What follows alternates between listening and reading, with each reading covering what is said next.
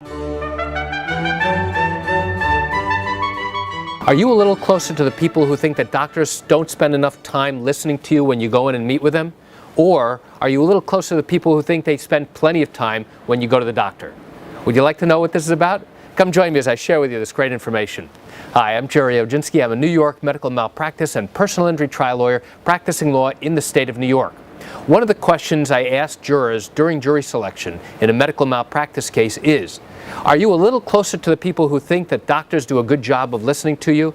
Or are you a little closer to people who think that they do a fantastic job and spend a great deal of time listening to all of your complaints and problems? And the reason I ask that question is because I want to know from this potential juror whether or not they're happy with the medical care that they're getting. I want to know whether or not they're dissatisfied.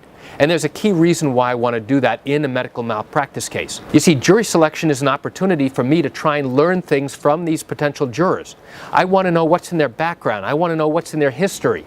And the only way I can learn this is by asking key questions. Now, if I were to simply come out and say, Mr. Jones, are you happy with the medical care you're getting? That's either a yes or no question. And I don't get much information. But if I turn that question around and now I ask it a little bit differently and say, Mr. Jones, are you a little closer to the people who think that doctors spend enough time listening to you when you go in and you tell them about your problems?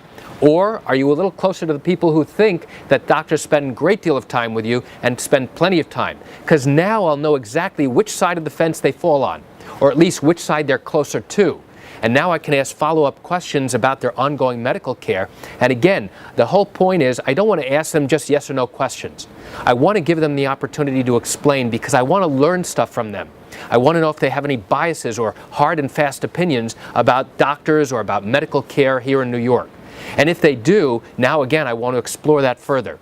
And just by asking yes or no questions is not going to give me the information that I need. So rather, I'm going to be asking open-ended questions that really require some thought. And now it gives me a better understanding about whether or not this particular person is right for your particular case.